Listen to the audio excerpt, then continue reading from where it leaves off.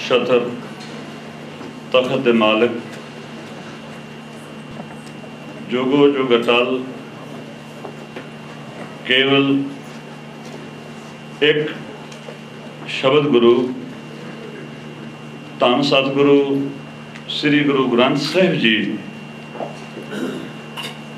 तिन्हां दा कोटान कोट शुक्र है जिन्हां ने ये प्रेरणा करके आपां सबनां नूं इत्थे एकत्र होण दा एक मौका बख्शिश कीता है। आपां सबनां ने इस अवसर का पूरे तो पूरा लाभ लैण की कोशिश करनी है। मैं आप जी दे नाल कुछ एक बेनतियां साझियां करनियां ने जिन्हां विचों बहुतियां कीतियां भी जा चुकियां ने। मैं ये बेनती सब तो पहला करनी जरूरी समझदा कि ये वाला इकट्ठ संपूर्ण तौर पर श्री अकाल तख्त साहिब नूं समर्पित है। संपूर्ण तौर पर जो श्री अकाल तख्त साहिब जी के आदेश के हुक्म ने असी उन्हां नूं फुल चढ़ाउंदे हां ते ये साडा फर्ज बनता है कि असी उस दायरे के अधीन रह करके इस समुची कार्रवाई नूं संपूर्ण करिए।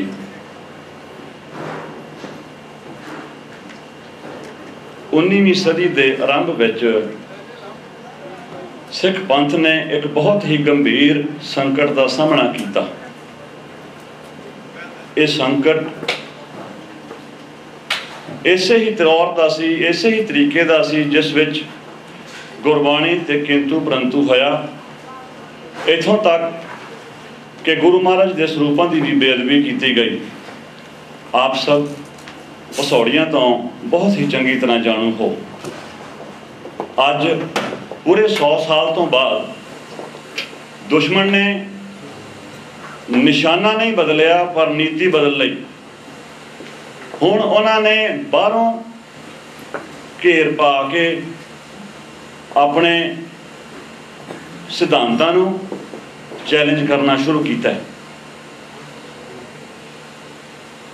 आपां सब नूं इस गल का ध्यान रखना चाहिए कि जितने भी अपने सवाल ने वो लिख के दिते जान। जिन्होंने उन्होंने सवालों के जवाबों तो तसल्ली ना होवे वो विद्वानां नाल बाहर जाके जरूर इस ते अपने सवाल अगां पुछ सकते हैं।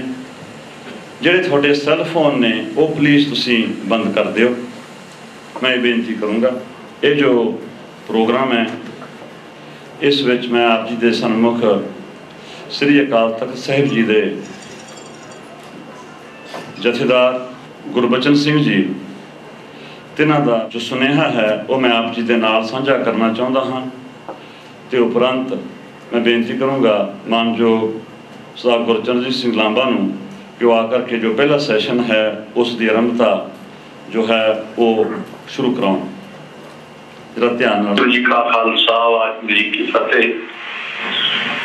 अज 27 जुलाई 2013 सूम इलाका वासी संगतां के सहयोग के नाल गुरुद्वारा प्रबंधक कमेटी सनगोजे समुची प्रबंधक कमेटी ने जो उपराला किया है बहुत ही शलाघायोग है, क्योंकि आज संगतां दे विच बहुत सारे भरम भुलेखे खड़े किए जा रहे हैं। दसवीं की बाणी बारे गुरु इतिहास बारे संगतां दे भरम भुलेखिਆਂ ਨੂੰ ਕੱਢਣ वास्ते उन्होंने जो पंथ दे विच बहुत ही सत्कारत विद्वान ने उन्होंने सारे ਨੂੰ बुला के उन्होंने जो ये उपराला करके जो सच है संगतां दे सामने लिआंदा जावे। इसलिए बहुत ही अज जरूरत है, क्योंकि ऐसे बहुत सारे लोग अपने आप को विद्वान अखवाउण वाले अनेक प्रकार की टुचरबंदियां करके संगतां नूं नितनेम की बाणी के नालों अंतर श्री गुरु ग्रंथ साहिब की बाणी के नालों दसवीं की बाणी के नालों तोड़न के उपराले कर रहे हैं, जिन्हां तो सचेत होने की लोड़ है। और जिहड़े मनुख अकाल तख्त साहिब तो छेके हुए ने वो संगतां दे विच अपना प्रभाव दिखाने वास्ते अनेक प्रकार के जाल विछा रहे हैं। उन्हां लोकां तो सानूं सचेत होना चाहिए जिन्हां दा कोई अपना फैसला नहीं, जो गंगा गए गंगा राम, जमुना गए जमुना दास वाली जी बिरती उन्होंने अपनाई हुई है। ऐसे लोगों को बिल्कुल ही सानू मूँह नहीं लाना चाहिए, ताकि पंथ दे विच श्री अकाल तख्त का जो मान सत्कार है ये हमेशा बनिया रहे। और जिहड़े विद्वान उत्थे पहुंच रहे हैं उन्होंने सारे विद्वानों का भी दास बहुत बहुत धन्यवादी है, जिन्होंने विशेष करके टाइम देके संगतां दे मनां विचों भरम भुलेखे दूर करके बाणी ते बाणी दे नाल जुड़न दे वास्ते ये बहुत ही उपराला करके अपना समा दिता है। गुरु उन्होंने चढ़दी कला बख्शिश करे, गुरुद्वारा साहब की कमेटी को बल बख्शे, संगतां नूं सत्कार बख्शे, ताकि सारे नाल मिल के असीं पंथ की चढ़दी कला दे वास्ते इस तरह के उपराले करते रहिए। वाहिगुरू जी का खालसा, वाहिगुरू जी की फतेह। वाहिगुरू जी का खालसा। सो हुण बेनती है कि जो पहला सैशन है उसकी आरंभता होनी है। सो मैं बेनती करूँगा मानयोग सरदार गुरचरणजीत सिंह जी लांबा नूं कि वह आकर के इसकी कार्रवाई संभालें। वाहिगुरू जी का खालसा, वाहिगुरू जी की फतेह। गुरु स्वरूप खालसा साहिबां दी बख्शी हुई फतेह प्रवान करो। वाहिगुरू जी का खालसा, वाहिगुरू जी की फतेह। जिस वेले सिक्खी दा बूटा साहिब श्री गुरु नानक देव जी ने लाया, उन्होंने अपने नाल एक फौज तैयार की थी और उस फौज नूं नाल लैके चढ़िया सोधन धरत लुकाई उस मिशन वाल अगे तुरे। उन्होंने नाल फौज केड़ी सी, किन्नी सी? बहुत सुंदर पंथक कवि तेजा सिंह साबर ने उहदा बयान अंकित किया है। वो कहते हैं, सुक्की जी लकड़ी नूं एक दो ने तारा, जदों नाल गावे नशा हुंदा जांदा है, बड़े मिठे मिठे बड़े सोहणे सोहणे वो नगमे सुणांदा है, करतार करतार करतार कहंदा ते सचमुच ही करता वो दिसदा दसांदा है। हाँ जी, किसी ने किते इस तरह का कोई फिरदा फिरांदा रबाबी भी डिठा है, क्यों जी किसी ने किते इस तरह का कोई फिरदा फिरांदा वो रागी भी डिठा है। ये आरंभ सी, मगर जिस मिशन की मुकम्मलता संपूर्णता साहिब श्री गुरु गोबिंद सिंह जी महाराज ने की, पर वो जदों संपूर्णता की एक लफज बार बार वरतिया गया, हमेशा वरतिया गया। तुसी अंदाजा लाओ वो कैसा मंजर होएगा, वो कैसा नज़ारा होएगा जदों खुद कलगीधर पिता गोडियां भार होके अपने ही सजाए हुए खालसे दे अगे हाथ जोड़ के तलियां अड के बेनती कर रहे हैं, जाचना कर रहे हैं, ते उन्हां नूं लफज केड़े बोले जा रहे हैं। ये नहीं कहा कि तुसी भी कहो, तुसी भी बोलो, उन्हां नूं कहा बोल वाहिगुरू जी का खालसा, वाहिगुरू जी की फतेह। एक बार नहीं, दो बार नहीं, तीन बार नहीं, उस चोजी प्रीतम ने ਉਹ ਜਿਹੜੇ ਚੋਜ ਕੀਤੇ, ਉਹ ਜਿਹੜੇ ਕੌਤਕ ਕੀਤੇ, ਅੰਮ੍ਰਿਤ ਕੇਵਲ ਮੂੰਹ ਦੇ ਵਿੱਚ ਨਹੀਂ ਅੱਖਾਂ ਵਿੱਚ ਵੀ ਪਾਇਆ, ਦ੍ਰਿਸ਼ਟੀ ਵੀ ਪਵਿੱਤਰ ਕੀਤੀ, ਸਿਰ ਦੇ ਵਿੱਚ ਵੀ ਪਾਇਆ, ਦਿਮਾਗ ਵੀ ਠੀਕ ਰਹੇ। ਔਰ ਸੰਪੂਰਨਤਾ ਕਿਸ ਤਰੀਕੇ ਦੇ ਨਾਲ ਹੋਈ? ਜਿਹੜਾ ਲਫ਼ਜ਼ ਦਿੱਤਾ ਗਿਆ ਵਾਹਿਗੁਰੂ ਜੀ ਕਾ ਖਾਲਸਾ, ਵਾਹਿਗੁਰੂ ਜੀ ਕੀ ਫਤਿਹ, ਇਹਦੇ ਵਿੱਚ ਵਾਹਿਗੁਰੂ ਦਾ ਜ਼ਿਕਰ ਆਇਆ, खालसे का जिक्र आया, पर गुरु का विच जिक्र ही नहीं हैगा। मुहम्मद साहब नूं मनण वाले मुहम्मदन, क्राइस्ट नूं मनण वाले क्रिश्चियन, बुद्ध नूं मनण वाले बोधी, पर गुरु नानक साहब गुरु गोबिंद सिंह साहब के मार्ग ते तुरन वाले गोबिंदीए या नानकीए नहीं, वो वाहिगुरू जी का खालसा बनाए। इन्हां रूहां नूं वाहिगुरू का स्वरूप देण लई उस चोजी प्रीतम ने वो जिहड़े चोज कीते, वो कौतक कीते, वो केवल और केवल और केवल शरधा दे नाल प्राप्त किए जा सकते हैं।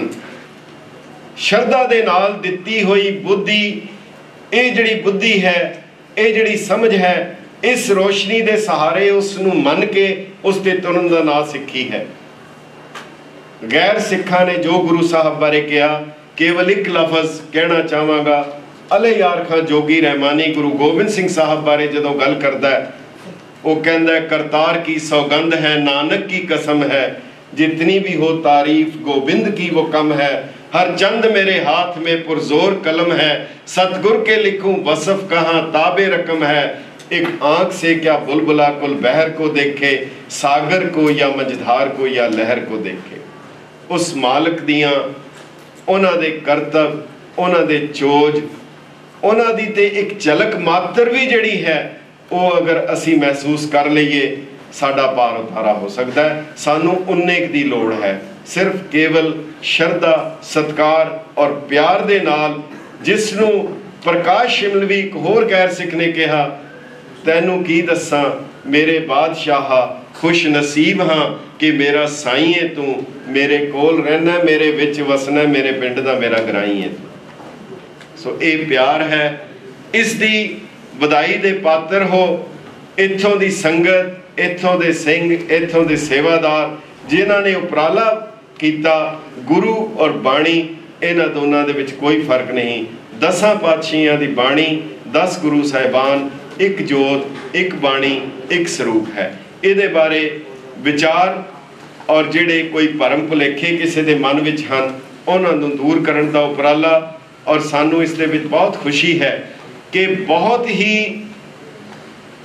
जिम्मेवारी दे नाल इस स्टेज तो मैं कह सकदा कि जिहड़े वाकई ही जिन्होंने कालना काली है, जिन्होंने बहुत ज़्यादा इस दे ते कीता है, सिंह साहब ज्ञानी शेर सिंह जी निहंग, डॉक्टर जोत सिंह जी, डॉक्टर हरभजन सिंह जी और गुरिंदर मान जी, ये चारों बैठे। अपने बारे इस तरह ही कह सकदा कि किधरे 4 घोड़ियां दे उत्ते खोते ते सी, किसी ने पूछा कित्थे जा रहे हो, घोड़ियां वाले ना बोले, खोते वाला कहता 5 सवार दिल्ली जा रहे हैं। सो ये नाल इन्हां दे जिहड़ा शामिल हो जाना ये मेरे लिए बड़ी माण दी गल है। सो अज इस सैशन की आरंभता असी इस सैशन दे विचों स्नेहा भांडे नूं मूंह दा मार के ना लईए, भांडे नूं सिद्धा करिए। जेकर बारिश पैंदी है, पत्थर ते घाह नहीं उगदी तो बारिश का दोष नहीं, पत्थर का दोष है। सो इस सैशन की आरंभता डॉक्टर गुरतेज सिंह जी जिहड़े कैलीफोर्निया यूनिवर्सिटी डेविस दे विच इंटरनल मैडिसन दे प्रोफैसर हैं, वो वाकई जिन्होंने प्रोफैसर मेहनत करके और बहुत ही तरद्दत करके और कालना काल के मिलता है। कुछ अपने नावां नाल उंजे भी प्रोफैसर जोड़ी जाते हैं, जिवें पंजाब दे विच आम देखोगे या हिंदुस्तान दे विच वो दुकानां दे उत्ते पान दीयां दुकानां ते भी प्रो फुल स्टॉप लिखिया हुंदा है। उन्होंने पूछा है कि कहता जी ये प्रोपराइटर हैगा। सो इदां दे भी प्रोफैसर साडे विच हैगे है, पर ये सही प्रोफैसर जिहड़े है साडे कोल शामिल होए, बड़ी खुशी की गल है, मान की गल है। आप दी आग्ञा होवे तां ये संगत की आग्ञा दे नाल इस सैमीनार की आरंभता की जाती है। सब तो